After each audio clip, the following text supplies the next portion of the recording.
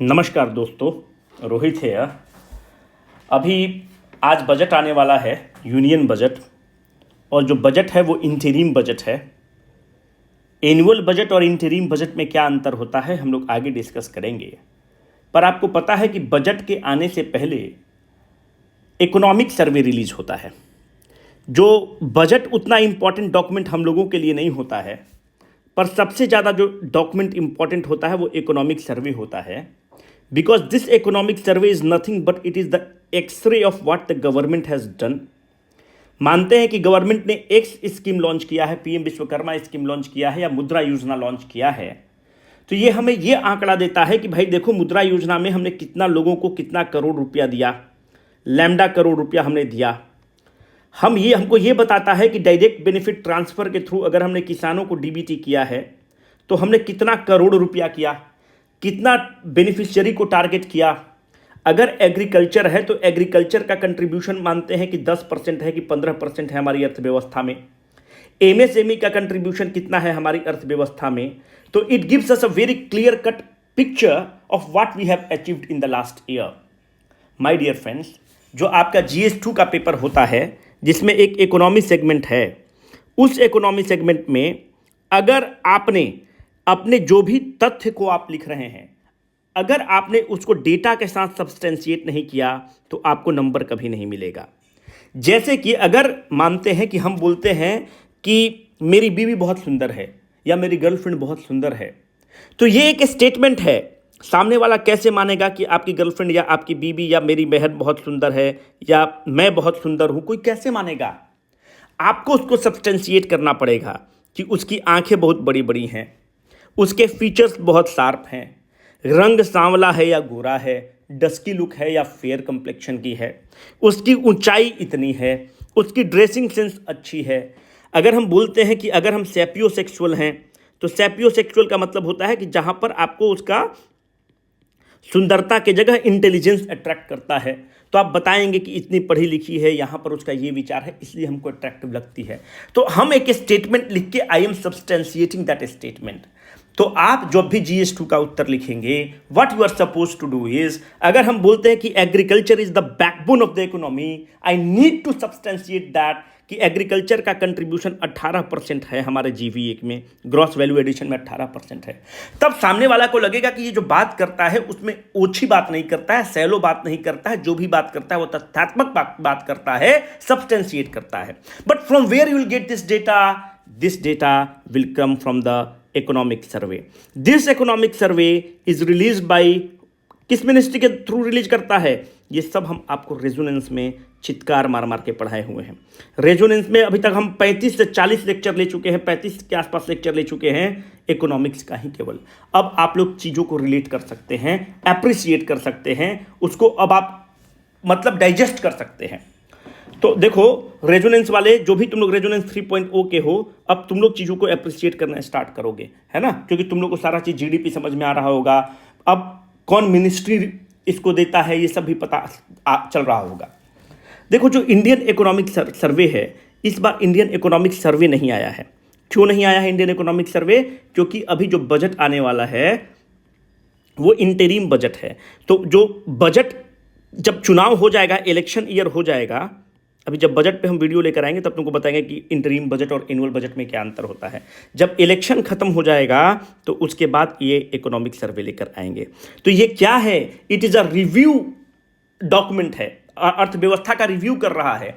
Economic survey बहुत detailed document होता है। अगर इस डॉक्यूमेंट को देखोगे तो मात्र ये 75 पेज का डॉक्यूमेंट है, पर आप इकोनॉमिक सर्वे को देखोगे तो 500-500, 600 पेज का डॉक्यूमेंट है। वो बहुत डिटेल्ड डॉक्यूमेंट है। ये जो डॉक्यूमेंट है ये बस उसका सार है।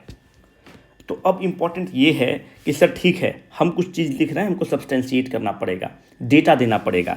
क्योंकि ये डेटा भारत सरकार देता है, वित्त मंत्रालय देता है, तो ये डेटा को कोई भी एग्जामिनर काट नहीं सकता, कोई भी रिव्यूअर काट नहीं सकता, क्योंकि आप जो डेटा दे रहे हैं बहुत ही तथ्यात्मक प्रमाणिक डेटा दे रहे हैं।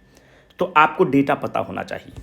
पर वो तो डेटा बहुत लोग इकोनॉमिक सर्वे देख लेगा, तो what is the difference between आपका आंसर और उसके आंसर में?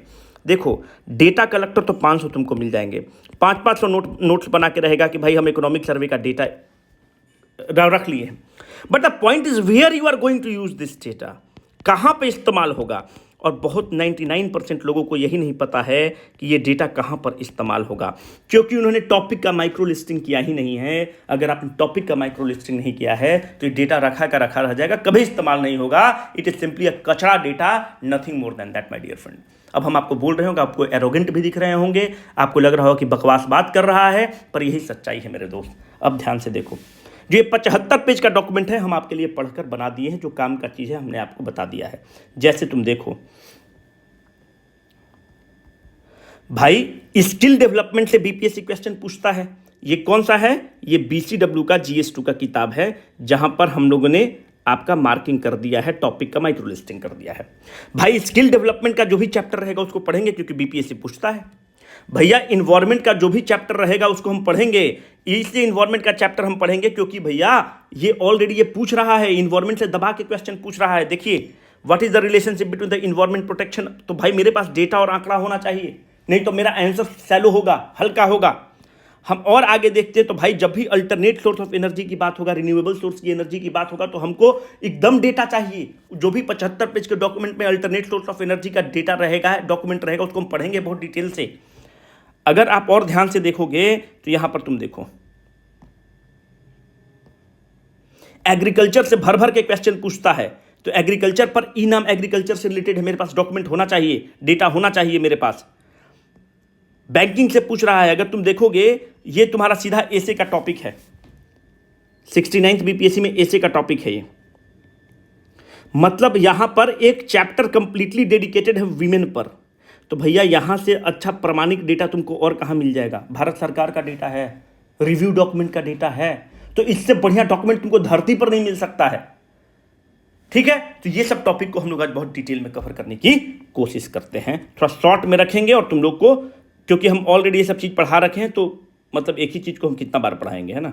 रेजोनेंस हम सब पढ़ा रखे हैं, तो तुम लोग के लिए रिवीजन रहेगा ये रेजोनेंस। अब ध्यान से देखो, पहला चीज़ ध्यान से हम लोग को ये देखना है कि फाइनेंशियल ईयर 24 में आरबीआई ने प्रोजेक्ट किया है कि भारत 7% से ग्रो करेगा, 7% से ग्रो करेगा। ये आरबीआई का आकलन है। जो नेशनल स्टैटिस्टिकल ऑफिस है, नेशनल स्टैटिस्टिकल ऑफिस क्या है भाई? मॉस्पी वगैरह जो है, तुमको ये सब हम बता रखे हैं। इससे जो पूरा नए लोग हैं जाकर वीडियो देख लेना यार, रेजोनेंस में हम बताए हैं बहुत डिटेल, एक पूरा वीडियो है। मॉस्पी क्या है, नेशनल स्टैटिस्टिकल ऑर्गेनाइजेशन क्या है, एनएसएसओ क्या है, कैसे बजट आता है, कैसे क्या आता है, वहाँ पे देख लेना। जो नेशनल स्टैटिस्टिकल ऑफिस है वो कहता है कि भारत जो है 7.3% से ग्रो करेगा फाइनेंशियल ईयर 24 में। तो आरबीआई का एक अलग आंकड़ा है, इसके पास they are having their own sets of data, और उसके हिसाब से वो बोलते हैं कि 7% से ग्रो करेगा। एनएसओ मॉस्पी मंत्रालय के अंदर है, मॉस्पी मंत्रालय भारत सरकार का मंत्रालय है, उसके पास अपने आंकड़े हैं। वो कहता है कि भारत जो है 7.3% से ग्रो करेगा फाइनेंशियल ईयर 24 में। तो ये डेटा कम से कम तो हमको पता ही होना ही चाहिए, क्योंकि कहीं भी हम इसको इस्तेमाल कर सकते हैं अपने मेंस आंसर राइटिंग में। दूसरा कुछ फैक्ट देखना, भारत का जो एक्सटर्नल डेट है जो हम उधार लिए हुए हैं, कितना है? 635.3 बिलियन डॉलर है, यूएस डॉलर, सितंबर 2023 तक। ये भी हमको पता होना चाहिए कि हमारा डेट कितना है, हम लोगों ने कितना उधार लेकर रखा है। दूसरा, जो हमारा फॉरेन एक्सचेंज रिजर्व है, तुम देखो US dollar of 623.2 billion dollar है एज ऑफ 29 दिसंबर 2023। अगर पीटी में भी उसको क्वेश्चन पूछना रहेगा तो आपसे पीटी में ऐसे ही पूछता है, क्योंकि हर महीना आरबीआई डेटा अपडेट करता है, तो वो डेटा वो नहीं काउंट करता है। वो क्या करेगा? इको सर्वे का जो डेटा है यहां से उठाएगा। आपसे पूछेगा कि दिसंबर एंड तक कितना हमारे पास फॉरेन एक्सचेंज रिजर्व था, तो हमारे पास foreign exchange reserve 623.2 billion dollar है। अब ध्यान से तुम देखो, हमारा बाहर का लोन कितना है? यूएस डॉलर 635.3, और इतना तो हम घर में बैठ के रखे हुए हैं। इसीलिए भारत सरकार के बारे में जब तुमको हम बता रहे थे कि भारत सरकार क्या करता है, भारत सरकार का बॉन्ड में लोग निवेश करता है। क्यों बॉन्ड में निवेश करता है? क्योंकि भारत सरकार का डिफॉल्ट करने का चांस बहुत कम है, because our pocket is very deep. इतना पैसा तो हम घर में रखे हुआ है आरबीआई ऐसे ही, और इतना हमारा पूरा टोटल विश्व का लोन ही है। So you can understand how deep the pocket of the government of India is. So there is a very minimal chance or no chance when it comes to investing in the government security, because there is a no chance or very negligible chance when the government will default. क्योंकि because they have a very deep pocket as of now. हमारे पास इतना पैसा ऐसी RBI के पास पड़ा हुआ है कि 10 महीना तक हम कुछ भी एक्सपोर्ट नहीं करेंगे। जैसे देखो, ये हमारा आरबीआई का किटी है भाई, हम जब एक्सपोर्ट किए तो हमको डॉलर मिला, डॉलर में पेमेंट हुआ। जब हमने इंपोर्ट किया तो हमने डॉलर में पेमेंट किया। अगर हम एक्सपोर्ट कुछ भी नहीं करें और केवल इंपोर्ट करते रहें, जैसे तेल इंपोर्ट कर रहे हैं, कुछ और इंपोर्ट कर रहे हैं, तो हमको डॉलर देना पड़ेगा। इंपोर्ट करोगे तो अमेरिका से अगर इंपोर्ट कर रहे हो या सऊदी अरबिया से इंपोर्ट कर रहे हो तो रुपया में थोड़ी पेमेंट करोगे, उसको डॉलर में पेमेंट करना पड़ता है। तो तुम एक्सपोर्ट 0 रुपया का करो और केवल इंपोर्ट करते रहो, तो इंपोर्ट हमको करना होगा तो हमको डॉलर में देना होगा। इतना हमारे पास पैसा है कि हम आराम से 10 महीना तक बिना कोई लाओ लश्कर का, बिना एक्सपोर्ट किए अर्थव्यवस्था को चला सकते हैं, दौड़ा सकते हैं। This is what is the economic जो फुटप्रिंट है भारत का, this has become huge. You need to understand this. So this is a probable question in your prelims के लिए। यहां से बहुत ही इंपॉर्टेंट क्वेश्चन निकल रहा है, इसको तुम नोट डाउन जरूर कर लोगे कि 10 महीना तक हम लोग बहुत आसानी से टैकल कर सकते हैं बिना कुछ एक्सपोर्ट किए हुए। ये डेटा बहुत इंपॉर्टेंट है क्योंकि वो दिसंबर करके ही पूछता है कि दिसंबर एंड तक हमारे पास कितना है। This is a cherry picked question, this can be a cherry picked question from the review document of the economic survey my dear friend. At present हमारा क्या है अर्थव्यवस्था में? एट प्रेजेंट कहां गया भाई? ठीक है, at present we are the 5th largest economy of the world. कितना हमारी ताकत है? $3.7 ट्रिलियन है फाइनेंशियल ईयर 24 तक। And in the coming 3 years document कहता है कि आने वाले 3 साल में India is expected to become the 3rd largest economy with $5 trillion size.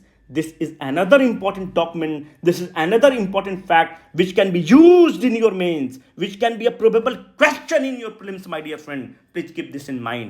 Bharat क्या कहता है कि हम लोग 2047 तक 2047 तक हम लोग विश्व के डेवलप्ड कंट्री में आना स्टार्ट हो जाएगा, गिनती आना हमारा स्टार्ट हो जाएगा। These are the documents, these are the facts, these are the cherry picked points which has been taken from the economic survey document, review document of the economic survey, my dear friends.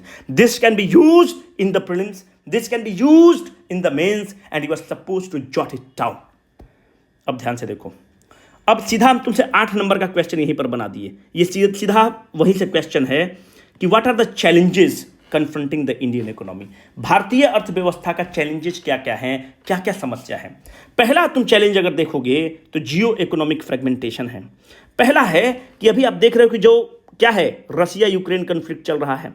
Russia Ukraine conflict के कारण हमारा जो oil import करते हैं वो प्रभावित हो गया है। आपको समझ में आ रहा होगा कि हौथी कन्फ्लिक्ट चल रहा है इजराइल के साथ, चल रहा है ना भाई, इजराइल का युद्ध तो चल रहा है। जो हौथी कन्फ्लिक्ट चल रहा है जिसमें ईरान भी इन्वॉल्व है। अब सारे जो वेस्ट जो डिस्टर्ब हो चुका है, जो वेस्ट एशिया अपना डिस्टर्ब हो चुका है, गाजा पट्टी के साथ उसका यूज चल रहा है। तो उससे क्या इंपैक्ट कर रहा है? वो रेड सी को के थ्रू जो ट्रेड हो रहा है उसको इंपैक्ट कर रहा है। जब रेड सी के थ्रू जो ट्रेड चल रहा है उसको इंपैक्ट कर रहा है तो क्या हो रहा है? इन्फ्लेशन बढ़ रहा है, डीग्लोबलाइजेशन की तरफ हम लोग बढ़ रहे हैं, है ना। हम लोग जो वैल्यू, सप्लाई चेन का वैल्यू है वो डिस्टर्ब हो रहा है। तो एक तो समस्या ये है कि जो जियो पॉलिटिक का समस्या है वो भारतीय अर्थव्यवस्था को प्रभावित कर रहा है क्योंकि तेल महंगा हो रहा है। जो रेड सी के थ्रू वो डिस्टर्ब कर रहा है उसके चलते हमारा लॉजिस्टिक कॉस्ट बढ़ रहा है। तो ये तो एक चैलेंज है हमारे अर्थव्यवस्था के सामने। दूसरा चैलेंज ये है कि विश्व में आप देख रहे हो कि लगातार ये सब COP 27 खेल रहा है, COP 28 खेल रहा है, बोल रहा है कि ग्लोबल वार्मिंग बहुत बढ़ गया है, कम करो। अरे भाई, ग्लोबल वार्मिंग तुमने किया, जो डेवलप्ड नेशंस हैं, कनाडा ने किया, US ने किया, ब्रिटेन ने किया। जब हम लोग डेवलप कर रहे हैं तो तुमको दिक्कत हो रही है। तुम वहां पर आलाप कर रहे हो environment. We need to have a trade off between our increasing the GDP, हमको GDP को भी बढ़ाना है, और दूसरा तुम्हारा इन्वायरमेंट का चित्कार मार रहे हो उसको भी करना है। पर हमारे प्राइम मिनिस्टर साहब ने कहा है कि नहीं, हम इन्वायरमेंट के लिए काम करेंगे, और जब इन्वायरमेंट के लिए काम करेंगे तो मुख्य उनका जो फोकस होता है वो रिन्यूएबल एनर्जी की तरफ फोकस होता है, अक्षय ऊर्जा की तरफ होता है। इसको बहुत डिटेल में देखेंगे, ठीक है। तो हमारा अर्थव्यवस्था के पास एक चैलेंज है कि हम कैसे अपने जो एनर्जी कमिटमेंट्स हैं, जो हमारा GDP की जो अर्थव्यवस्था की मांग है, उसको कैसे हम टैकल करें और एक तरफ सीओपी के तहत यूएनएफसीसीसी के तहत हमारे कुछ विश्व के प्रति ऑब्लिगेशंस हैं, उसको कैसे पूरा करें। तो इसको बहुत डिटेल में करेंगे। एक है आर्टिफिशियल इंटेलिजेंस का मामला। आज के डेट में हमारा 40%, पूरे विश्व का 40% ऑफ द ग्लोबल एम्प्लॉयमेंट, देखो बहुत इंपॉर्टेंट डेटा है, is exposed to artificial intelligence. Chat GPT आ चुका है। जब चैट जीपीटी आ चुका है तब तुम सोचो कि कितना चीजों को आसान कर चुका है। विश्व में अगर 100 आदमी इन्वॉल्व हैं तो उसमें 40 लोग का जो नौकरी है that is expose to the artificial intelligence. और अगर artificial intelligence is spreading its tentacle, it can impact the job of this 40 peoples. तो एक अनएम्प्लॉयमेंट की समस्या आ सकती है। तो हमें इसको टैकल करने के लिए कुछ ना कुछ करना होगा, ठीक है। तो ये हम लोग डिस्कस करेंगे। स्किलिंग ऑफ द वर्कफोर्स, हमारा जो डेमोग्राफिक डिविडेंड है, अगर इस डेमोग्राफिक डिविडेंड को हमने स्किल नहीं प्रदान किया, अगर हमने स्किल नहीं प्रदान किया, this demographic dividend will become a demographic disaster. Demographic dividend क्या होता है? हम और आप, मानव शक्ति। अगर इसको हमने प्रॉपर स्किल दिया, तो अगर हमने स्किल दिया तो this can become a demographic dividend. But if the skill is not provided, तो ये क्या करेगा? सोशल अनरेस्ट क्रिएट करेगा, चोरी करेगा, उचक्कई करेगा, बदमाशी करेगा, इसके पास जॉब नहीं है, सोशल टेंशन करेगा, हिंदू मुसलमान करेगा, फॉरवर्ड बैकवर्ड करेगा। तो हमें इसको स्किल देने की जरूरत है, तभी जाकर ये डेमोग्राफिक डिविडेंड रहेगा। नहीं तो लोकतंत्र के लिए खतरा है, डेमोग्राफिक डिजास्टर बन जाएगा। अब इस चीज को हम बहुत डिटेल में भी पढ़ना स्टार्ट करेंगे। देखो, जब भी तुम देखो कि स्किल डेवलपमेंट पे क्वेश्चन आपसे दबा के पूछता है, जब भी स्किल डेवलपमेंट पर तुम्हारे पास क्वेश्चन आएगा तो तुम्हारे पास 2-3 डेटा होना चाहिए। पहला, आपको पता है कि जैसे मोदी जी आते हैं तो 2014 में क्या करते हैं? एक अलग मंत्रालय बनाते हैं। उस मंत्रालय का नाम क्या है? Ministry of skill development.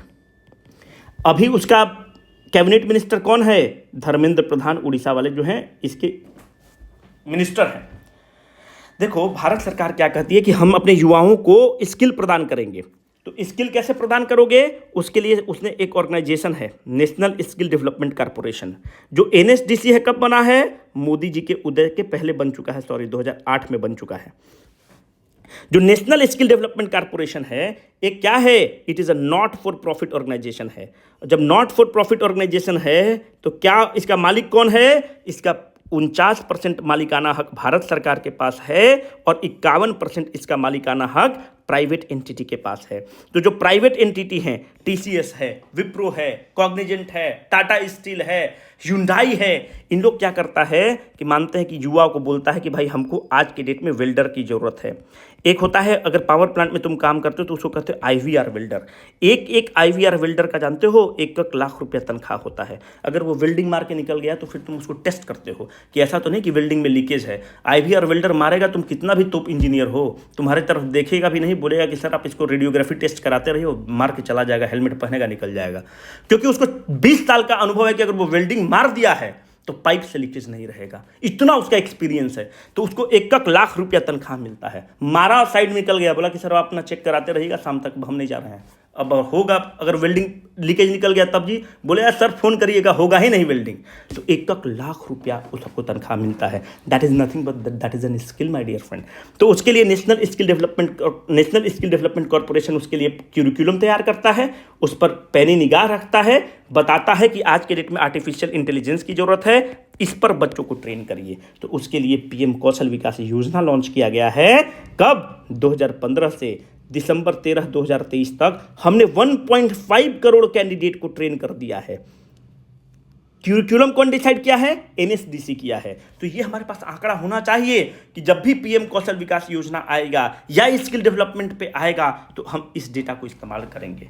एक डेटा याद रखना, भारत सरकार ने अभी एक स्कीम लॉन्च किया है, पीएम विश्वकर्मा स्कीम। जो पीएम विश्वकर्मा स्कीम है वो कौन मंत्रालय लॉन्च किया है? एमएसएमई मंत्रालय लॉन्च किया है। इसके तहत क्या करता है कि जो भी to provide the collateral free loans to artisans craftsman. क्या होता है आर्टिजन क्राफ्टमैन? लोहार, कुम्हार, इनको देगा। कारपेंटर इनको देगा। मूर्तिकार, स्कल्पचर, इनको कोलैटरल फ्री लोन देगा। कितना का कोलैटरल फ्री लोन देगा?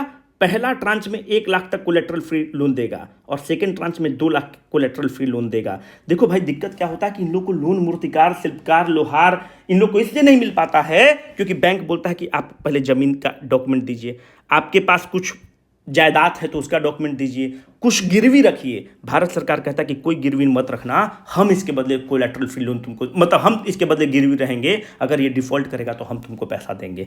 तो दिस पीएम विश्वकर्मा स्कीम एक अमृत कलश है एमएसएमई सेक्टर के तरफ, बहुत ही अच्छा है। तो जब भी स्किल डेवलपमेंट पे क्वेश्चन आएगा, जब भी एमएसएमई का क्वेश्चन आएगा, तो 2 आंकड़ा को इस्तेमाल कर देना, एक इस आंकड़ा को इस्तेमाल करना और पीएम विश्वकर्मा स्कीम को इस्तेमाल करना। हम आगे और पीएम विश्वकर्मा स्कीम पर डिस्कस करेंगे, तो इन 2 आंकड़ा को जरूर इस्तेमाल करना है फॉर्डर पॉइंट के रूप में।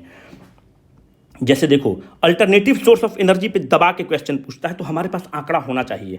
देखो इन्वायरमेंट सिक्योरिटी एक यहाँ पर टॉपिक है, चैलेंज है, trade off between the environment security and the growth.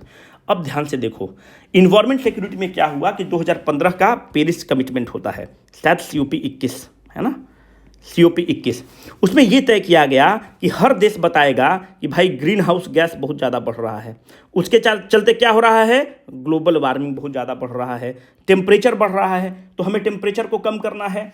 तो हर देश को बोला गया कि आप अपने बताइए कि आप 2005 के आंकड़ा से अपने एमिशंस को कितना कम करेंगे, कैसे क्या कम करेंगे, ताकि विश्व में जो ग्लोबल वार्मिंग की समस्या है, क्योंकि यह सामूहिक समस्या है, सामूहिक पहल होना चाहिए, कैसे कम करेंगे। देखो ये अमृत कलश तुमको दे रहे हैं, इस डॉक्यूमेंट को रेडी रखना अपने पास। भारत क्या कहता है प्राइम मिनिस्टर साहब के अंदर, कहे कि अगर हम 100 यूनिट ऑफ इलेक्ट्रिसिटी प्रोड्यूस कर रहे हैं तो उसमें से हम ये कमिटमेंट करते हैं कि 40 यूनिट जो होगा अक्षय ऊर्जा से होगा। अक्षय ऊर्जा मतलब क्या हो गया, कोल नहीं, खत्म आदमी, वो non renewable source of energy है। अक्षय ऊर्जा का मतलब क्या हो गया, सोलर, टाइडल, विंड, है ना, ये सब अक्षय ऊर्जा है, ये खत्म ही नहीं होंगे। तो हमने कहा कि 2030 तक हम क्यूमुलेटिव इलेक्ट्रिसिटी जो इंस्टॉल्ड कैपेसिटी होगा नॉन फोसिल फ्यूल का वो 40% होगा। मतलब अगर हम 100 यूनिट हमारा इंस्टॉल्ड कैपेसिटी होगा तो उसमें 40 यूनिट अक्षय ऊर्जा से होगा। दूसरा, हमारा emission intensity of the GDP जो है उसको 33 से 35% कर देंगे, उसको हम लोग रिवाइज करके 45% कर दिए, अभी आपको बताएंगे, compare to 2005 level, and creation of an additional carbon sink of 2.5 to 3 billion tons of CO2 equivalent through additional forest cover and tree cover by 2030। हम सारा टारगेट 2030 तक रखे हैं, मतलब 2.5 to 3 billion tons of CO2 equivalent हम लोग sink करेंगे। Sink कैसे करोगे भाई, इको पार्क बना देंगे, ऐसे ही तो कर पाएंगे। हम लोग क्या करेंगे, जो बैरन लैंड होता है, बैरन लैंड में ट्री प्लांटेशन कर देंगे। हम शहर में क्या करेंगे, इको टूरिज्म को बढ़ावा देंगे। तो आप बोलेंगे कि सर ऐसा हम लोग कुछ करते भी हैं क्या? भाई ऐसा कुछ नहीं है। अभी तुम कोल मंत्रालय का देखोगे तो कोल मंत्रालय 2734 हेक्टेयर ऑफ लैंड पर ट्री प्लांटेशन किया है। अगर तुम देखोगे तो अकेला एक मंत्रालय का बोल रहे हैं 19 न्यू इको पार्क कोल मंत्रालय केवल डेवलप किया है। और टोटल तुम खर्चा देखोगे एक साल में तो अकेला कोल मंत्रालय इन्वायरमेंट को प्रोटेक्शन के लिए 128 करोड़ रुपया खर्च किया है। तो तुम बोलोगे कि सर कोल मंत्रालय क्यों किया, इन्वायरमेंट मिनिस्ट्री क्यों नहीं किया? भाई कोल से कोल डस्ट रिलीज होता है और जब कोल डस्ट रिलीज होता है तो वो इन्वायरमेंट पॉल्यूटेंट के रूप में काम करता है। तो एक मंत्रालय का तुमको उदाहरण दी है कि 23-24 में इतना अकेला कोल मंत्रालय किया है। तो जो प्रधानमंत्री जी ने जो NDC किया है कि हम इतना कम कर देंगे, हवाबाजी नहीं किया है। अब तुम देखो आंकड़ा को। अभी तुमसे हम किस कार्बन सिंक की बात कर रहे थे, carbon sink of 1.97 billion tons of the CO2 equivalent has been created till 2019 तक। 2019 तक हमारा टारगेट क्या था, 2030 तक 2.5 to 3 बिलियन टन्स करेंगे हम। 1.9 billion tons of the CO2 equivalent हम इस तरह का 10 स्कीम चल रहा है मंत्रालय के द्वारा और हम लोग उसको सिंक कर चुके हैं। तो हमने जो कमिटमेंट किया है, we are standing by the words when it comes to the international, जहां पर इंटरनेशनल प्लेटफॉर्म पर आता है तो हम अपने जबान पर टिकते हैं। अब ध्यान से देखो, हम कह रहे हैं कि 100 यूनिट अगर इंस्टॉल्ड कैपेसिटी है तो उस 100 यूनिट इंस्टॉल्ड कैपेसिटी में भैया 40 यूनिट जो होगा हमारा अक्षय ऊर्जा के थ्रू होगा, रिन्यूएबल एनर्जी के थ्रू होगा। इसका स्टेटस क्या है, non fossil fuel installed capacity is 43.9% as of November 2023। हमारा कमिटमेंट क्या था, 2030 तक हम 40% करेंगे। हमने उस आंकड़ा को पार कर दिया है ना।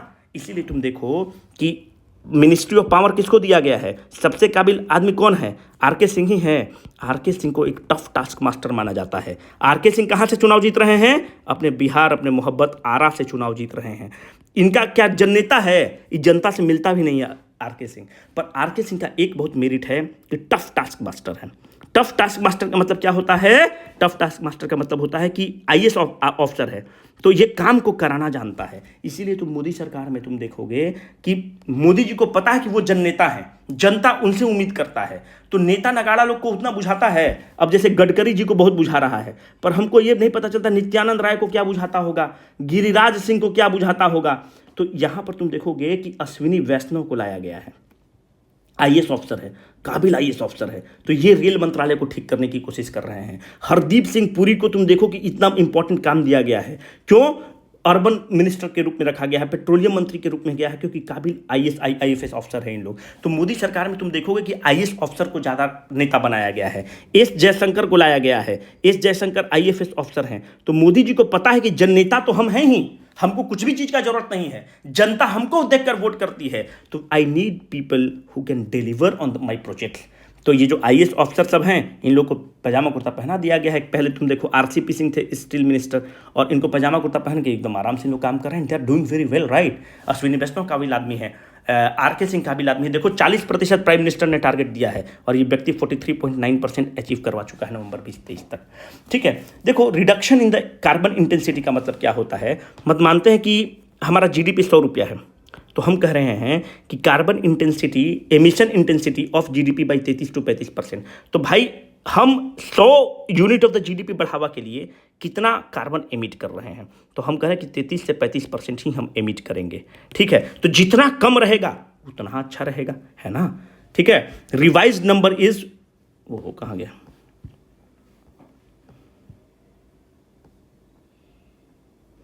ठीक है, हमारा टारगेट क्या है कि 33 से 35% हम लोग कम कर देंगे, will reduce it by this amount. ठीक है, 33 से 35% हम लोग क्या कर चुके हैं? Reduction in the emission intensities 33% हम लोग ऑलरेडी कर चुके हैं 2019 तक। तो रिडक्शन इंटेंसिटी का मतलब हमने कहा कि भाई हम और 45% से कम करेंगे पर यूनिट ऑफ द जीडीपी। जो है ना, हम रिवाइज कर दिया है कि भाई पहले हम 33% हमारा टारगेट था कि 33 से 35% घटाएंगे, कम करेंगे। अब और कम कर देंगे, घटा के हम 45% कर देंगे। ये हमारा रिवाइज्ड एस्टीमेट है। हम लोग 33% का टारगेट 2019 में ही तय कर चुके हैं, जबकि हमने टारगेट कब दिया था? 2030 का टारगेट दिया था। तो ये सब डेटा हमारे पास होगा तो आंसर हमारा बहुत खूबसूरत हो जाएगा। ठीक है, इस चीज़ को ध्यान रखना। तुम यहाँ पर तुम्हारे लिए लिख दिया कि less pollution per unit of the GDP, इसका होता है इमिशन इंटेंसिटी का मतलब। अब देखो facts which can be used in the mains. जब भी इंस्टॉल्ड कैपेसिटी का जिक्र आएगा तो तुम लिखना कि non fossil fuel installed capacity is 187.606 gigawatt till नवंबर 2023। ये हमारे पास आंकड़ा होना चाहिए। जब भी रिन्यूएबल एनर्जी का जिक्र आएगा, ये आंकड़ा तुम चिपकाओगे, इंट्रोडक्शन में चिपकाओगे या कंक्लूजन में चिपकाओगे। सोलर एनर्जी पर जब भी क्वेश्चन आएगा तुम ये आंकड़ा चिपकाओगे कि नवंबर 2023 तक 72.3 गीगावाट हमारा इंस्टॉल्ड कैपेसिटी है सोलर एनर्जी का। चित्कार मार के बोल रहे हैं, ये आंकड़ा फिर तुमको कहीं नहीं मिलने वाला है। अल्टरनेट सोर्स ऑफ एनर्जी जो टॉपिक है यहाँ पे क्वेश्चन वो पूछेगा, सोलर पे पूछेगा, रिन्यूएबल एनर्जी पर पूछेगा, और ये आंकड़ा तुम्हारे पास जाना ही चाहिए। तुम्हारे पास कोई विकल्प नहीं है। You have to use both this आंकड़ा फॉर श्योर। फिर हमने क्या किया है कि प्राइम मिनिस्टर साहब ने एक लाइफ मूवमेंट करके लॉन्च किया है। लाइफ मूवमेंट का मतलब क्या होता है कि हम लोग अपने डेली लाइफ में क्या करते हैं? सिंगल यूज प्लास्टिक का इस्तेमाल करते हैं। ये जो सिंगल यूज प्लास्टिक क्या होता है? एक बार हमने बिगो फेको कप में पानी पिया और फेंक दिया, that finally goes to the ocean, है ना? तो ओशन पॉल्यूशन कर रहा है। फिर क्या होता है कि हम लोग ई वेस्ट दुनिया भर का जनरेट कर रहे हैं, मोबाइल इतना खरीद रहे हैं, तो भाई ई वेस्ट का रिसाइकिल करवा लिया जाए। हम लोग को वाटर कंजर्व करने की ज़रूरत है। तो लाइफ मूवमेंट जो है वो लाइफ स्टाइल को इम्प्रूव करने की ज़रूरत है। लाइफ स्टाइल को ऐसा रखना है that is in sync with the environment conservation और इन्वायरमेंट डिग्रेडेशन को बढ़ावा नहीं दे। एक घर में 10-10 एसी रखने का क्या मतलब है? एक घर में 4-4 एसी रखने का क्या मतलब है? तुम एक रूम में पड़े हुए हो, एक में मम्मी पापा पड़े हुए हैं, अरे दोनों को साथ में सो जाओ यार। जितना एसी का कम इस्तेमाल करोगे उतना कम इन्वायरमेंट डिग्रेड होने वाला है ना? तो इस तरह से टारगेट किया गया है। तो जब भी इन्वायरमेंट कंजर्वेशन का क्वेश्चन आएगा तो लाइफ मूवमेंट वाला जो प्रधानमंत्री जी का आह्वान है, इसको जरूर मेंशन करना। क्यों मेंशन करना? क्योंकि एक ये बहुत इंपॉर्टेंट मेरे बंधु कीवर्ड है ना? और जो एग्जामिनर होगा वो कीवर्ड को जरूर खोजता है, तो इसको ध्यान रखना। देखो, जब भी आधार तुमको एग्जाम में टॉपिक दिखेगा, आधार दिखेगा, इस डेटा को चिपकाओगे कि Aadhaar has facilitated the transfer of over 34 lakh crore to more than 1167 crore beneficiary under the direct benefit transfer. Aadhaar topic दिखा, ये डेटा चिपका। अब वही तुमको बता रहे हैं कि डेटा कलेक्ट करना है, उसको इस्तेमाल कैसे करना है हमारे लिए इंपॉर्टेंट है। डीबीटी बीपीएससी का एक इंपॉर्टेंट टॉपिक है, तो ये आंकड़ा हमारे लिए बहुत इंपॉर्टेंट है। On issue of the financial inclusion, BPSC दबा कर पूछता है, जो जो टॉपिक है उसको माइक्रो लिस्ट करके तुम्हारे लिए याद ला दिए हैं। जैसे फाइनेंशियल इंक्लूजन तुमको दिखा, तुरंत लिखना है कि प्रधानमंत्री जनधन योजना के तहत 51.5 crore as of January 10, 2024। The most striking feature is that 56% of Jandhan account holders are महिला हैं और 2/3 of this account are in the rural and the semi urban areas है। 2/3 मतलब मोटा मोटी 67% जो है अकाउंट होल्डर कहाँ है, गांव में है या छोटे छोटे कस्बों में है। तो ये आंकड़ा मेरे फाइनेंशियल इंक्लूजन टॉपिक दिखा, ये आंकड़ा हम चिपकाएंगे, मेरा आंसर खूबसूरत होगा। एग्रीकल्चर दिखेगा, चुपचाप लिखेंगे कि एग्रीकल्चर का कंट्रीब्यूशन जीवीए में ग्रॉस वैल्यू एडिशन में 18% है, फाइनेंशियल ईयर 24 में है। पीएम किसान स्कीम से क्वेश्चन तुमको पूछना ही पूछना है। पीएम किसान स्कीम में क्या होता है, ₹6,000 ट्रांसफर किया जाता है 2-2 हज़ार के इंस्टॉलमेंट में। As of December 1, 2023 more than 2.8 lakh crore has been transfer to more than 11 crore beneficiary. जो रेजोनेंस वाले हैं, तुम लोग अब इस चीज़ को रिलेट कर पाते होगे। C + I + G + NX, NX हमेशा नेगेटिव होता है। जब प्रधान किसान पीएम किसान योजना होता है, जब 2.8 लाख करोड़ जनता सरकार किसको देती है, सीधा कंजम्पशन को बूस्ट कर दिया है। अप्रिशिएट कर पा रहे हो, जीडीपी में 60% के आसपास कंट्रीब्यूशन कंजम्पशन का है। थ्रू द पीएम किसान योजना the government is pushing the C, the moment C is pushed I will come to fill the void. जो कंजम्पशन जो क्रिएट कर रहा है, वॉइड जो डिमांड क्रिएट कर रहा है, उसको आई पुश कर देगा और फट से जीडीपी को सरकार मूव कर लेगी। प्रधानमंत्री फसल बीमा योजना, जब भी क्वेश्चन आएगा तुम्हारे पास आंकड़ा होना चाहिए कि more than 55.5 crore farmers has availed the benefit since 2016-17 and claims of above 1.5 lakh crore has been settled. ये दोनों इंपॉर्टेंट क्वेश्चन है, आपके पास आंकड़ा अवेलेबल होना चाहिए। पीएम किसान वाला तो एकदम लिख कर रख लो, इस पर क्वेश्चन आना ही आना है। ये एग्रीकल्चर सेक्टर का आपको दे दिए हैं। एक आंकड़ा ये बहुत हमको इंपॉर्टेंट लगा कि India rank second largest producer of the fruits, vegetable, tea, farmed fish, sugar cane, wheat, rice, cotton and sugar cane. तो आपसे प्रीलिम्स में पीटी में एक क्वेश्चन बन सकता है और मेंस में भी अगर आपको जरूरत पड़े तो आप इसको इस्तेमाल कर सकते हैं। तो इसको जरूर ध्यान से रख लो, इकोनॉमिक सर्वे से है। तुमको एक पता होगा कि भारत सरकार इनैम पोर्टल लेकर आई थी। इनैम पोर्टल के तहत भारत सरकार क्या करती है, एक ऑनलाइन ट्रेडिंग प्लेटफॉर्म है जहाँ पर जैसे किसान लेकर गया अपना फसल, जो लोकल आपका मंडी है, वो बोला कि भाई आपका जो चावल है, जो राइस है, उसको 100 रुपये किलो ही लेंगे। पर हम अगर इनैम पोर्टल पर जाते हैं तो वहाँ पर डिमांड और सप्लाई चलते रहता है। बिहार का किसान का जो फसल है उसको पंजाब का ट्रेडर खरीद सकता है, तो वो बोलेगा कि नहीं भैया, रेट तो 200 रुपये पर प्रति किलो चल रहा है। तो अपना किसान क्या करेगा, ऑनलाइन मार्फत उसको बेच देगा, पंजाब का किसान उसको ले लेगा। तो इससे क्या होता है कि बेटर प्राइस डिस्कवरी होता है। नहीं तो लोकल मार्केट पे जब बेचता है तो वहाँ पे इन लोग कार्टेल बना लेता है। कार्टेल मतलब 10 बड़ा व्यवसायी है, ये 10 बड़ा व्यवसायी मिल गया है और बोला है कि 100 रुपया से ऊपर नहीं जाने देना है, और भले 100 रुपया में खरीदेगा और मार्केट में 500 रुपये किलो बेचेगा। किसान का प्रॉब्लम ये है कि किसान हर चीज़ खुदरा में खरीदता है और जब वो बेचता है तो होलसेल में बेचता है, यही उसकी सबसे बड़ी समस्या है। तो इन लोग कार्टेल बना लेता है। तो भारत सरकार ने क्या किया कि इनैम पोर्टल लॉन्च किया कि तुम इन लोकल कार्टेल और ट्रेडर्स को मत बेचो, ऑनलाइन जाओ और ऑनलाइन में तुम जाओगे तो बेटर प्राइस डिस्कवरी होता है, जो सही में प्राइस है वो तुमको मिलेगा, तुम उसको बेच देना। जैसे फ्लिपकार्ट है, अमेजन है, उस तरह का।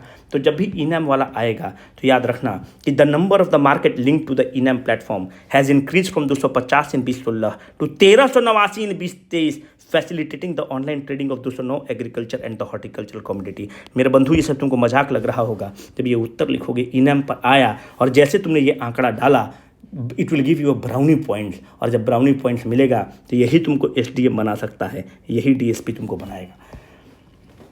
जब भी स्टार्टअप आएगा तो याद रखना, भारत क्या बन चुका है, विश्व में थर्ड लार्जेस्ट स्टार्टअप हब बन चुका है। जैसे स्टार्टअप पर क्वेश्चन आया, हमने पहला चीज चिपकाया कि there are 1.14 lakh startup as of October 2023 recognised by the government of India and this startup has created more than 12 lakh jobs. कैसे भाई, जोमैटो भी क्या है, एक स्टार्टअप ही तो है। स्विगी क्या है, एक स्टार्टअप तो है। फ्लिपकार्ट क्या रहा है, स्टार्टअप रहा है। ये सारे जो स्टार्टअप्स रहे हैं, मानते हैं, तो ये क्या करता है भाई, डिलीवरी बॉय का ही जॉब क्रिएट करता है, पर क्रिएट तो करता है मेरे भाई, कर रहा है ना। अगर बाइजू है या अनअकैडमी है या कोई और एजुकेशनल प्लेटफॉर्म है, ये क्या कर रहा है, फिजिक्स वाला है, फलाना वाला है, डिमकाना वाला है, ये क्या कर रहा है, जॉब क्रिएट भी तो करता है। जब जॉब कितना क्रिएट किया है स्टार्टअप, 12 लाख जॉब क्रिएट किया है। कितना स्टार्टअप है, 1.14 लाख स्टार्टअप है। कितने विश्व में हम लोग का स्थान है, थर्ड लार्जेस्ट स्टार्टअप हब है। इतना स्टार्टअप पे 3 आंकड़ा रहेगा और तीनों आंकड़ा तुमने इंट्रोडक्शन में चिपका दिया। अब आपके एग्जामिनर को लगेगा कि जो बात लड़का कर रहा है, ये सैलो बात नहीं कर रहा है, इसके पास तथ्य है, उसको लेकर ही बात कर रहा है। तो ये 3 आंकड़ा बहुत इंपॉर्टेंट है, इससे तुम्हारा काम चल जाएगा। जब भी MSME आएगा तो तुम PM विश्वकर्मा स्कीम का मेंशन जरूर करोगे और वहाँ पर एक और स्कीम का मेंशन करोगे, प्रधानमंत्री मुद्रा योजना। याद रखना, प्रधानमंत्री मुद्रा योजना के तहत भारत सरकार ने 25.98 लाख करोड़ डिस्ट्रीब्यूट किया है। क्या है मुद्रा योजना जी? मुद्रा का फुल फॉर्म क्या होता है? Micro unit development and refinance organisation, है ना। मुद्रा, हाँ, micro unit development refinance agency है, ठीक है। किस मंत्रालय के अंदर है? MSME मंत्रालय के अंदर है। कब इसको लॉन्च किया गया था? अरुण जेटली इसको 2015-16 में लॉन्च किए थे। किसको टारगेट करता है? नाम ही है माइक्रो यूनिट, तो माइक्रो यूनिट्स को टारगेट करता है। माइक्रो यूनिट किसको कहते हो? एक ऐसा यूनिट जिसका इन्वेस्टमेंट 1 करोड़ हो और उसका जो टर्न ओवर हो वह 5 करोड़ से कम हो, उसको तुम माइक्रो यूनिट बोलते हो। तो माइक्रो यूनिट के तहत क्यों फोकस किया गया है माइक्रो यूनिट को? इसलिए फोकस किया गया है कि मैक्सिमम माइक्रो यूनिट कहाँ होते हैं? गांव में होते हैं। 54% जो माइक्रो यूनिट्स हैं वो रूरल एरिया में होता है। तो 100 में से 54 घटा दो तो 46% अर्बन एरिया में होता है। तो माइक्रो यूनिट को हैंड होल्डिंग प्रोवाइड करना बहुत ज़रूरी होता है। और जब माइक्रो यूनिट को हैंड होल्डिंग प्रोवाइड जब करते हो तो 25.98 लाख करोड़ रुपया हम लोगों ने मुद्रा लोन दिया है। और जो मुद्रा लोन दिया है उसको 3 स्कीम में दिया जाता है, शिशु, तरुण, किशोर। ये सब बाद में तुम देख लेना, पर याद रखना कि जब भी मुद्रा लोन आएगा तो यहाँ पर बताना कि 25.98 लाख करोड़ हमने लोन दिया है। और ये जो लोन है इसको नोडल एजेंसी कौन है? सिडबी इसका नोडल एजेंसी है,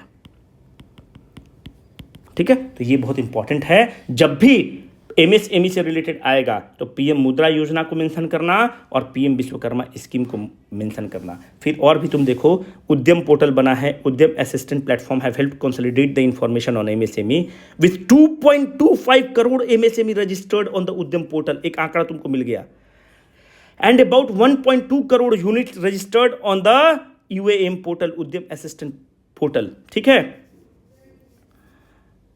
PM Vishwakarma introduced in September 2023 offering the holistic end to end support to the artisans and the craft people. लोहार, सोनार, ये सब का बोल रहे थे तुमको। Has already attracted 48.8 lakh enrolment as of December 2023। तो ये 2 आंकड़ा को तुमको मेंशन करना है, PM विश्वकर्मा स्कीम को और मुद्रा योजना के तहत इस डेटा को। आपका आंसर खूबसूरत बन जाता है। पर अगर आप मुझसे पूछेंगे कि सर सबसे इंपॉर्टेंट क्या है, जैसे देखो स्टार्टअप के केस में बताया 1.14 लाख स्टार्टअप रजिस्टर्ड है। मुद्रा योजना के तहत तुमको बता चुके हैं कि 25.8 लाख करोड़, यहाँ पर 25.98 या 26 लाख करोड़ उसको मेंशन कर देना। स्टैंड अप इंडिया के तहत 2.1 lakh crore loans have been sanctioned, out of which 84% has been sanctioned to the women entrepreneur, ठीक है। तो ये स्किलिंग में आ जाएगा, MSME में आ जाएगा, इसको तुम लोग देख लेना। बैंकिंग के बारे में देखो, बैंकिंग के केस में क्या हुआ है कि हमेशा twin balance sheet problem mention किया गया है कि ट्विन बैलेंस शीट का प्रॉब्लम हो गया है। क्या है ये ट्विन बैलेंस शीट का प्रॉब्लम? ट्विन मतलब 2, मतलब एक ऐसा प्रॉब्लम जिसमें बैंक भी स्ट्रेस में है और कॉर्पोरेट सेक्टर भी स्ट्रेस में है। बैंक क्यों स्ट्रेस में है? बैंक के पास एनपीए का प्रॉब्लम है। कॉरपोरेट सेक्टर क्यों स्ट्रेस में है? कि कॉरपोरेट सेक्टर जब इकोनॉमिक बूम आया तो दबाकर पैसा इन्वेस्ट कर दिया। मानते हैं कि 100 करोड़ का लोन ले लिया, तो भाई इकोनॉमिक बूम खत्म हो गया, तो इस 100 करोड़ को चुकाना भी तो होगा। ये 100 करोड़ का सूद लग के हो गया 120 करोड़, और अब इसके पास बिजनेस है नहीं। जैसे कि फिजिक्स वाला है, अनअकैडमी है, एक बार में सब एसएससी का भी खोल देगा, यूपीएससी का भी खोल देगा, स्टेट पीसीएस का भी खोल देगा, और अब सबको हटाना स्टार्ट करेगा, बोलेगा कि अब हमसे चल नहीं रहा है। जब इकोनॉमिक बूम हुआ, डिमांड हुआ, तो इसमें भी घुस गए, इसमें भी घुस गए, इसमें भी घुस गए। तो भाई यहाँ पे मास्टर को पैसा भी तो देना है, बलाय बलाय मास्टर को तुम पकड़ के लेकर चले गए। तो अब इसको क्लोज करना वो स्टार्ट करता है। तो इनका जो बैलेंस शीट क्या हो गया? स्ट्रेस्ड हो गया, है ना। जितना फ्यूज बल्ब है यूपीएससी का लेकर चला जाएगा, है ना। एडटेक कंपनी जितना फ्यूज बल्ब है इसका, स्टेट पीसीएस का वो लेकर चला गया है। Rejected fuse bulb Karol Bagh का, मुखर्जी नगर का, ये सब आउटडेटेड हो गया है। देखो भाई, अगर अखबार तुम नहीं पढ़ोगे ना, या द हिंदू अगर हम नहीं पढ़े प्रतिदिन पर, इंडियन एक्सप्रेस अगर हम नहीं पढ़े प्रतिदिन पर, तो हम ही फ्यूज बल्ब हो जाएंगे। एक नया लड़का आएगा, 1 साल में हमको रिप्लेस करके चला जाएगा, और जब तक हम अखबार पढ़ते रहेंगे नहीं रिप्लेस कर पाएगा। तो जो भी हिंदी मीडियम का ये जो फ्यूज बल्ब हो गया, शादीशुदा हो गया है, आराम से बोर हो चुका है जीवन से, तो वो अखबार पढ़ता नहीं है। क्योंकि अखबार पढ़ने में मोटा मोटी 4 घंटा लगता है मेरे बंधु। हम 9 बजे अखबार पढ़ने हम लोग बैठते हैं, और मोटा मोटी 2 बज जाता है, क्योंकि हिंदू भी पलटना है, एक्सप्रेस भी पलटना है, फिर उसको माइक्रो लिस्टिंग करके अपने टॉपिक से अपडेट भी करना है। तो यही प्रॉब्लम है। ये अखबार पढ़ना अपने आप में एक चैलेंज है, और अखबार जो भी मास्टर नहीं पढ़ेगा वो फ्यूज बल्ब बन जाएगा, हम हो, एक्स हो, वाई हो, जेड हो, ठीक है। तो इस चीज़ को ध्यान रखना। तो ये क्या हुआ कि बैंक एनपीए से परेशान है, नॉन परफॉर्मिंग एसेट से परेशान है। कॉर्पोरेट सेक्टर क्या हुआ कि बहुत ज़्यादा लोन ले लिया है, लोन को पूरा नहीं कर पा रहा है, चुकता नहीं कर पा रहा है, तो कॉर्पोरेट सेक्टर भी परेशान है। इसी को तुम कहते हो कि ट्विन बैलेंस शीट का प्रॉब्लम हो गया है। तो अब क्या किया भारत सरकार? आरबीआई जब रघुराम राजन आए तो बोले कि पहला क्या है कि हमको बैंक को क्लीन अप करना होगा, बैंक का जो एनपीए है पहले इसको क्लीन अप करना होगा। और आप बहुत ताजुब करेंगे कि जो gross NPA of the bank है, एनपीए क्या होता है हम ऑलरेडी रेजोनेंस में पढ़ा चुके, जाकर वहां देख लेना। तो अब देखो जो एनपीए की जो समस्या है, मात्र 3.2% ऑफ द ग्रॉस एनपीए, मात्र 3.2% हो गया है। तुम देखो फाइनेंशियल ईयर 18 में 11.2 था, फिर 9.1 हुआ, 8.2 हुआ, 7.3 हुआ, 5.8 हुआ, 3.2 हुआ। तो आप इस चीज़ को अप्रिशिएट करेंगे कि RBI has done a very fantastic job. यहाँ पर तुम देखो कि एनपीए क्या हो रहा है, बढ़ रहा था। यहाँ पर तुम क्या देख रहे हो कि एनपीए घट रहा है, ग्रॉस एनपीए लगातार घट रहा है। और मेरे बंधु मेरी जान, इस आंकड़ा को याद कर रखना, सितंबर 23 तक ग्रॉस एनपीए मात्र 3.2% है। इसका मतलब कि बैंक जो है अपना बैलेंस शीट को क्लीन अप कर चुका है। अब तुम्हारे पास क्वेश्चन आ रहा होगा कि सर एक ग्रॉस एनपीए का बात करते हैं, एक नेट एनपीए क्या होता है? देखो, ग्रॉस एनपीए का मतलब हो गया कि total non performing asset of the bank कितना है। मानते हैं कि total non performing asset of the bank 1 lakh crore है। बैंक क्या है कि रोहित एक्स को लोन दिया, वाई को लोन दिया, जेड को लोन दिया, लैम्डा को लोन दिया। तो रोहित को देखा तो देखा कि रोहित जी का बैलेंस शीट देखा तो बोला कि रोहित जी को डिफ़ॉल्ट करने का प्रोबेबिलिटी 0.1% है। मानते हैं कि एडटेक बीसीडब्ल्यू को डिफ़ॉल्ट करने का प्रोबेबिलिटी 0.1% है। बड़ा बड़ा एडटेक कंपनी है, इसको देखा कि डिफ़ॉल्ट करने का प्रोबेबिलिटी 50% है। सब डिफ़ॉल्ट कर रहा है, बैजू डिफ़ॉल्ट करने लगा है, और अभी फन अकेडमी है, क्या क्या है वो सब अभी सब डिफ़ॉल्ट कर रहा है, ठीक है। तो ये 50% है। मानते हैं कि कोई और है 75% इसका डिफ़ॉल्ट करने का चांस है। लैम्डा कंपनी को देखा कि इसको डिफ़ॉल्ट करने का चांस 0.01% है। तो ये क्या करता है कि ये जितने लोग हैं इनका वो रिस्क असाइन करता है कि इनका डिफ़ॉल्ट करने का रिस्क कितना है। और इसको मानते हैं कि हम 100 करोड़ रुपया लिए, तो 100 इंटू 0.1 कितना हो गया? मानते हैं कि 10 करोड़ मान लो, तो 10 करोड़ रुपया। तो हर अकाउंट के सामने वो पैसा अपने प्रोविज़न कर देता है कि अगर रोहित डिफ़ॉल्ट करते हैं तो 10 करोड़ रुपया बैंक अपनी तरफ से जमा करके रखता है। इसका 10 करोड़ रुपया रख दिया, इसका 10 करोड़ रुपया रख दिया, इसका 5 करोड़ रुपया रख दिया, depending upon the risk weighted asset. तो कहने का मतलब है कि हर अकाउंट पर बैंक प्रोविजन करके रखता है कि मानते हैं ये डिफ़ॉल्ट करे तो एक बार में हमको 100 करोड़ का चूना नहीं लगे। हम ऑलरेडी इसके लिए मान के चलें कि ये डिफ़ॉल्ट करेगा तो 10 करोड़ इसके नाम पे हटा के रखे हैं, तो मोटा मोटी हमको चूना कितना लगा? 90 करोड़ का। तो इस चीज़ को तुम बोलते हो कि प्रोविजनिंग कर दिया है बैंक, इतना मत समझो। तो देखो, नेट एनपीए का मतलब होता है कि gross NPA minus provisioning minus right of.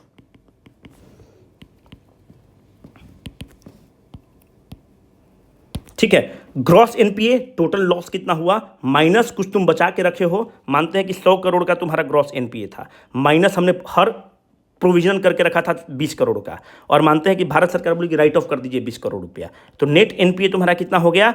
40 crore, 60 crore रुपया हो गया, है ना, 60 करोड़ रुपया हो गया। तो वही है कि हर अकाउंट पे वो प्रोविजन करके रखता है, उसको नेट एनपीए बोलते हो। और राइट ऑफ भी भारत सरकार कुछ कराती है कि भाई राइट ऑफ कर दीजिए, या बैंक बोला राइट ऑफ कर दीजिए, कॉर्पोरेट का बोला राइट ऑफ कर दीजिए, है ना, तो उसका भी घटा देते हो तो तुमको नेट एनपीए मिलता है। तो ग्रॉस एनपीए का आंकड़ा 3.2% है। इस आंकड़ा को नोट डाउन कर लो। देखो, जब भी एनपीए का मामला आएगा या बैंकिंग सिस्टम का मामला आएगा तो हमारा एक सलाह है, कंक्लूजन हमेशा ये याद रखना, Indian banking system continues to operate below its potential because of the NPA problem. हमारा पोटेंशियल बहुत ज़्यादा है काम करने के लिए, पर हम लोग क्या करते हैं कि एनपीए के कारण बैंक लोन नहीं दे पाता है, तो that is a कॉग in the wheel, है ना, हमारे व्हील के मूवमेंट को रोकता है।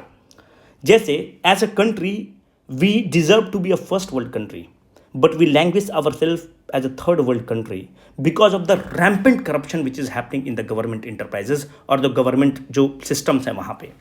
उसी तरह से हमारा बैंकिंग पोटेंशियल बहुत ज़्यादा होता है, पर हम लोग अपने बैंकिंग पोटेंशियल से कम काम करते हैं क्योंकि एनपीए का बहुत बड़ा समस्या हो चुका होता है। याद रखना, जब भी एनपीए का मामला आएगा तो लिखना, due to the NPA issue they are reluctant to lend. NPA है तो रिलक्टेंट टू लेंड है क्योंकि डिफॉल्ट करने का चांस है। And here we must remember the poet Iqbal admonition, तुसाहीन है परवाज है काम तेरा। अरे बैंक लेंड करने के लिए बना है, पर आरबीआई क्या करता है? उसके लेंडिंग पर रोक लगा देता है। क्यों लेंडिंग पर रोक लगाता है? क्योंकि बैंक क्या करता है? रेकलेस लेंडिंग कर देता है। मानते हैं कि डिफॉल्ट करने का चांस है 10%, बैंक मैनेजर साहब लेके लोन दे दिए हुए हैं, तो सारा वो लोन क्या बन चुका है? एनपीए बन चुका है। Once the bank fails the government fails, government का अस्तित्व चला जाएगा। एसबीआई फेल कर गया, एचडीएफसी फेल कर गया, आईसीआईसीआई फेल कर गया, भारत फेल कर जाएगा। तो जब इनका एनपीए बढ़ा तो क्या किया? ऑलरेडी फटाक से इस पर ब्रेक लगा दिया आरबीआई। आरबीआई इनका माई बाप है, 2 मिनट के अंदर इन पर ब्रेक लगा दिया और बोला कि तुम अब फर्दर लोन नहीं दे सकते हो। पर बैंक बना किसके लिए था? लोन देने के लिए बना है। तू साहीन है, परवाज है काम तेरा। You are falcon and it is your duty to fly, but we are restricting this falcon to fly because of the NPA problem. But it is a matter of great satisfaction because of the RBI. The gross NPA has come down to 3.2%, and now this Sahin है परवाज है काम तेरा. This falcon will fly higher and higher in the sky. The moment this falcon will fly higher in the sky, the Indian economy is going to see a huge jump. The economic footprint of the India is going to expand once the bank is healthy, once the falcon is flying higher and higher in the sky, my dear friends. महिला सशक्तिकरण जबरदस्त topic है. PT mains ऐसे सब के लिए है. देखो ऐसे में क्वेश्चन भी पूछ चुका है. अब देखो इकोनॉमिक सर्वे कैसे हेल्प करेगा. पहला फैक्ट याद रखना, women lead development was one of the 6 priorities of the G20. जो G20 का सम्मेलन हुआ उसमें वीमेन लेड डेवलपमेंट एक प्रायोरिटी रहा है. दूसरा, in tune with the priorities of the Indian government, Bharat सरकार क्या किया है? 106वां संविधान संशोधन करके नारी शक्ति अधिनियम लाया है, जिसके तहत महिलाओं को 33% रिजर्वेशन लोकसभा और स्टेट असेंबली में मिलेगा. ध्यान रखना चाहिए, it is to be noted that the women have started asserting their rights as equal, and this gets amplified जब नोबेल प्राइज इकोनॉमिक्स में प्रोफेसर ग्लोडिया को मिलता है. और किस काम के लिए मिलता है? जो जेंडर डिफरेंस और जो पैरिटी आप मार्केट में करते हैं कि 100 रुपया पुरुष को सेम काम के लिए देंगे पर महिला को 50 रुपया काम करने के लिए देंगे. तो जो जेंडर डिफरेंस है, जो जेंडर पैरिटी है, उस पर एक सशक्त और एक बुलंद आवाज बनकर उभरती है प्रोफेसर क्लोडिया, और उनको एक नोबेल पुरस्कार इकोनॉमिक्स का मिलता है. तो द महिला और the women have started asserting their rights. They have, अगर आप उसको राइट नहीं देंगे तो आपके जबड़े से अपना हक खींच लेगी. आप उसको रोक नहीं सकते हैं, क्योंकि इस देश में महिलाओं ने आपसे कब कम योगदान दिया है? हमको एक जगह उदाहरण बताओ, कब तुमसे कम योगदान दिया है पुरुषों से? अरे भाई, ऋग्वेद में तुम देखोगे तो ऋग्वेद में 21 author of the Rigvedas were the women. कब आपसे वो कम मेधा में कमजोर रही है? जब स्वतंत्रता, जब ऋग्वेद का 21 ऑथर जो है वो केवल महिला है, जिसको ऋषिकाज कहा जाता है.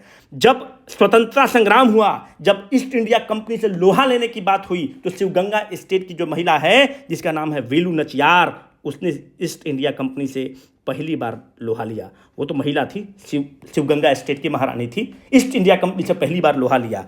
कर्नाटक की हुबली की रानी अबाका, जब हम और आप अंग्रेजों से डर रहे थे, ईस्ट इंडिया कंपनी से लड़ रहे थे, तो 17वीं शताब्दी में ईस्ट इंडिया कंपनी से रानी अबाका, जो कि कर्नाटक की महारानी थी, तलवार उठाती है और उनके छाती पर उसको डाल देती है. कब आपसे सबसे कम लड़ी है महिलाओं को एक पुरुषवादी घटिया घिनौना मानसिकता ने कमजोर किया है। हम और आप उसको बोलते हैं कि तुम वन पीस मत पहनो, शॉर्ट्स मत पहनो। ये जो अपना घटिया अंदाज है तुम्हारा, जो घटिया सोच और दकियानूसी सोच है, जिससे तुम सोचते हो कि महिलाओं का रेप इसलिए होता है क्योंकि वन पीस पहनती है। अरे कुछ नहीं पहनेगी, तुमको कौन होते हो, who the hell you are to give a sermon and directive to the women. वो खुद अपना संभाल लेगी, है ना। तो महिला का ऋग्वेद में आप देखोगे तो 21 ऑथर ऋग्वेद में महिला रही हैं। रानी अबाका हमसे और आपसे कम नहीं लड़ी है, बहुत बहादुरी से लड़ी है। वेलू नचियार हमसे और आपसे कम नहीं लड़ी है। ईस्ट इंडिया कंपनी से पहला लोहा लेने वाली शिवगंगा स्टेट की महारानी वेलू नचियार थी।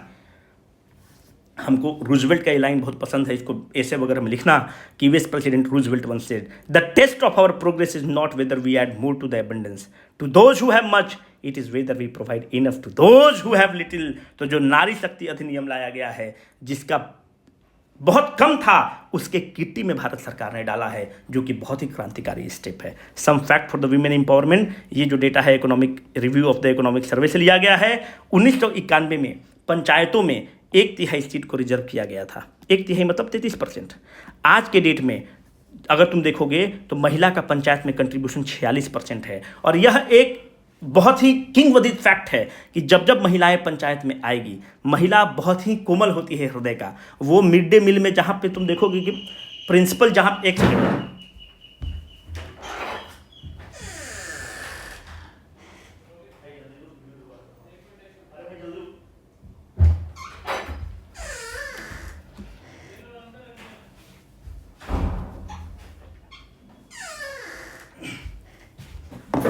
सॉरी भाई, वो थोड़ा सा डिलीवरी वाला आ गया था। हाँ, तो अब ध्यान से देखो, तो ये बहुत किंवदंती फैक्ट है कि जब भी आप महिला पंचायत में आएगी तो वो फूड के फील्ड में बहुत अच्छा काम करेगी, सैनिटेशन के फील्ड में बहुत अच्छा काम करेगी, हेल्थ के फील्ड में बहुत अच्छा काम करेगी। जहाँ जहाँ महिला प्रिंसिपल है, तुम वहाँ देखना अंडा का चोरी नहीं होता है। बच्चा को अंडा खिलाया जाता है क्योंकि उसका हृदय कोमल है, ममत्व है उसमें, तो महिला चोरी कम करती है। तो जब जब महिला पंचायत में आएगी, पंचायत की अध्यक्ष बनेगी, प्रमुख बनेगी, मुखिया बनेगी, तो उस पंचायत की स्थिति में सुधार होता है। ये एक रिसर्च का फैक्ट है। दूसरा, गवर्नमेंट इनिशिएटिव देखो क्या है, भारत सरकार कुछ इनिशिएटिव लिया है क्या? तो 9 crore women through 83 lakh self help group have been covered under the Deendayal Antyodaya Yojana. Recently government of India has targeted to make 2 crore Lakhpati Didi. लखपति दीदी मतलब ऐसा दीदी सेल्फ हेल्प ग्रुप के तहत जिसका एनुअल अर्निंग एबव 1 लाख रुपया है, through skilling them in the technology like LED bulb. उनको उसको ट्रेनिंग देंगे एलईडी बल्ब में, छोटे छोटे टेक्नोलॉजी में, और टारगेट कहा कि 2 करोड़ लखपति दीदी बना देंगे सेल्फ हेल्प ग्रुप के तहत। Around 70% loan has been sanction to the women under the PM Mudra योजना। ठीक है, जो आपको ऊपर बताए थे 25.8 लाख करोड़, उसका 70% लोन महिलाओं को दिया गया है। 80% beneficiary under the startup India are the women. ये गवर्नमेंट का इनिशिएटिव है। इतना आंकड़ा रहेगा ना, तुम तो हल्का मचा दोगे। कोई भी एससी का टॉपिक रहेगा, कोई भी जीएस का टॉपिक रहेगा। ठीक है, 75 पेज का डॉक्यूमेंट खत्म हो चुका है तुम्हारा। जो भी काम का चीज़ था बीपीएससी के लिए हम तुमको दे दिए हैं। अच्छे से इसका नोट्स बना लो। Signing off for the day, Rohit.